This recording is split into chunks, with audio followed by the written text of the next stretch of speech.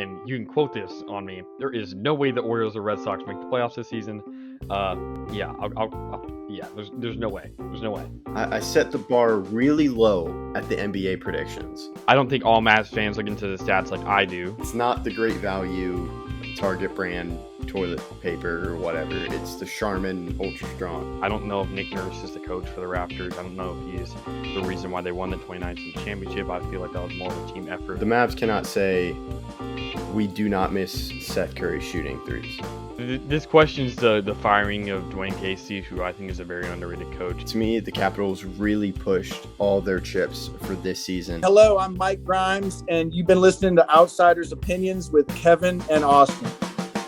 What's up, y'all? Welcome to our NHL, NBA opinions, and specifically Dallas, as we are from here, Austin. And we were watching the Stars game last night, and it kind of, the whole thing came up. This is a month late, but kind of just the more stuff that happens is insane given the Dallas Stars and Dallas Mavericks. And that is, to me, I do think, I told this to our friends, I think there will be no team in the AAC in whenever the Mavericks contract ends. Yeah, you kind of want to explain the saga that is currently going on a little bit to give a little bit of context to the audience? Yeah. So for context, just in general, the AAC in downtown Dallas, the Mavericks and Stars have been sharing it for about 25 years. And there was an agreement in 2000 when they first signed that they would play games in Dallas and the headquarters would be in Dallas for both teams. In 2003, the Stars moved to Frisco, their headquarters to Frisco. That was never an issue until this past year in November. The Mavs sued the Stars, and then the Stars countersued with the Mavericks, and it was over a breach of contract, with the Mavericks bringing up the Dallas Stars, the Stars breaking the contract, that initial contract of not having their headquarters in Dallas, which is true. It's just 20 years later, and it was never brought up. So that has created a feud, and I don't know the exact details about it, but part of it is that the Dallas Stars are unavailable to get the money from the AAC because they did breach the contract, and their revenue is being currently held in escrow. So the Mavs basically have control of that Dallas Stars arena, which is what is really pushing the Stars moving to a different arena. Another part of it was the Mavs and Stars had to agree to extend their leases. The Stars would extend their lease to 2061. The Mavs would pay for all the renovations. The Dallas Stars said that never happened. And that just goes to show kind of the disagreement between two teams that in one arena, which Austin, I'm surprised we haven't heard of before. Yeah, and you were saying this while we were there, but can you kind of explain as well about how the Edelsons have wanted to do this? Yeah, to me, how I view it is the Edelsons want control of Dallas, of that arena, because it's more money, and they are really kicking out the Stars and forcing the city of Dallas to make a decision. And to me, Dallas sided with them in part of the courts. And Dallas, to me, that shows the Mavs are using Dallas to get whatever they want. They want control of the AAC, and they want a new arena. There is the talk of the casino, which is difficult given that gambling is not legal in Texas. I do think it does become legal in the next session. If you look into the Edelson family and how much money they pour into the political part, to me, it's only a matter of time. Gambling happens. That's where they get a casino. But another huge thing, even if they don't get a casino, is owning the land around the arena. The Texas Rangers do this, and a lot of teams are doing it. That's why the Braves, I was talking to someone, Braves did this kind of recently. You have Truist Park. You have all these entertainment districts just that you can go into the stadium for these newer stadiums. And the owners own that, which is you can lease the land and you can tax and just make more revenue. And this is different revenue than ticket prices.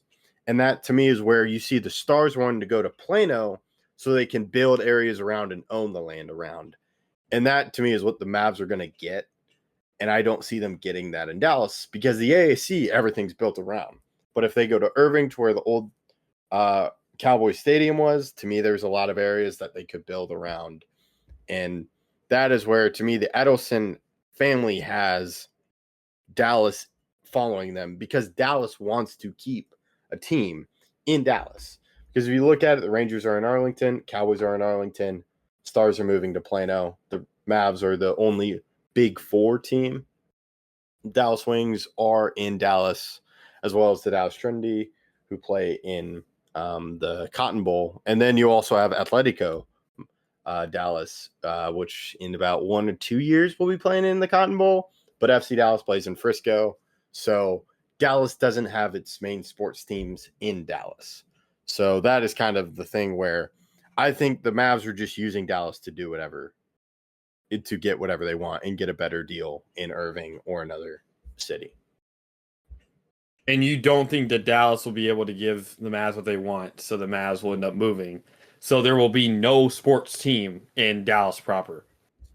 Yeah, and I think even if Dallas gives the Mavs what they want, I think the Mavs will just get a better deal.